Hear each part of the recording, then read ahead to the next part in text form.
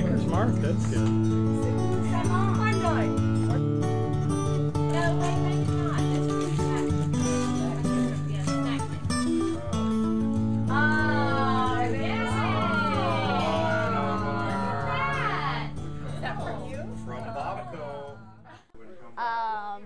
It was when I got my Wii, but that wasn't the only thing. The reason why was because it was my first Christmas. It was my last Christmas believing and still believing in Santa Claus. I went down about 3 in the morning and saw Steve and my dad putting it up together, setting it all up. I was still excited, very excited. I didn't even know I knew. My dad, we lived on a farm, and so he would always have 2 or 3 cedar trees picked out that were be a nice size for Christmas tree, because we use cedars, not pines. And he would take us in, and we'd decide which tree we wanted, and then we'd decorate it. But we didn't do it until Christmas Eve. Hot toddies, which have lots of sugar and egg yolks and bourbons. Had to have been bourbon. So they must have fouled up one year, and we got them. So then the following year, I can remember that I thought, well, shoot, I get them every year then. And no, you can't have them. I was like, oh, how depressing. So December 7th, 1941, I was still 11, but the Japanese attacked Pearl Harbor.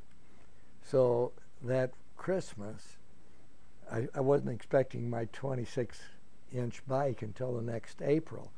But so we go down there at that Christmas, and there's this 26-inch bike, and Kenny had another 26, because my dad was afraid they'd stop making bikes because the factories would turn over and make armaments.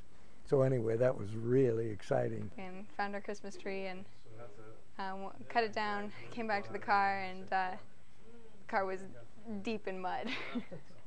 And we're running late for the game, and Dad's trying to get it out, and we're rocking back and forth, getting mud everywhere, and finally the guy that owned the place comes with this tractor that's probably like 19th century, it looked like, and pulls the tile out of the mud, and we made it to the game. Probably the way I told Kent and Adam that we were going to have a new baby in the family, and they came home from school, and I had a 4th stocking hanging up, and they wondered who it was, and I told them that Corey was coming. Well, I mean, like the first 14 or so years of my life, I was sick every Christmas Eve or so. I mean, that's always a good memory, puking Christmas Eve and getting a present early, which I think might have started the tradition of us having to open a present every Christmas Eve. Friend Pat Kelty was our Santa, and Mrs. Kelty would come dressed up, and he had the best outfit. And even I think I was in 6th grade when we quit believing, because every year he would come. As soon as Jim went off to school, we got an artificial tree, and that was from then on. But Jim would never let us have an artificial tree, so that's one on you. From the farm, from your... I remember how Santa at our house he was particular in how he delivered his gifts, and that he didn't like to leave, if there was a big item, it couldn't just be left in front of the tree.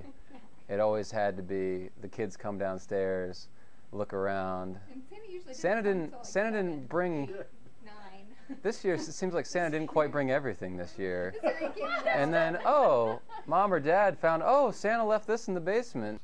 And I ended up finding it in Mom and Dad's closet.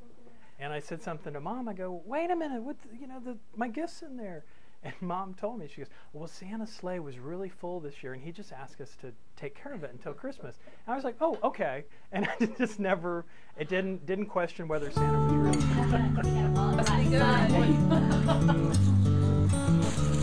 Oh, great. That's perfect.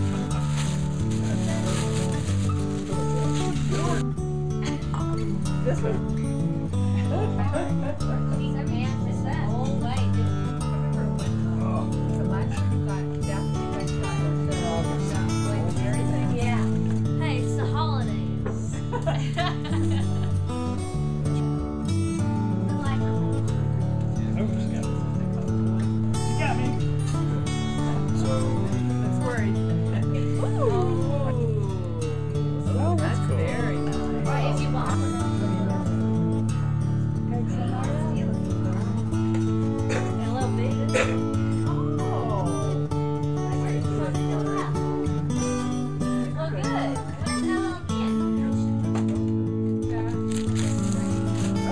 Does it say Packers, Checkers? Yeah.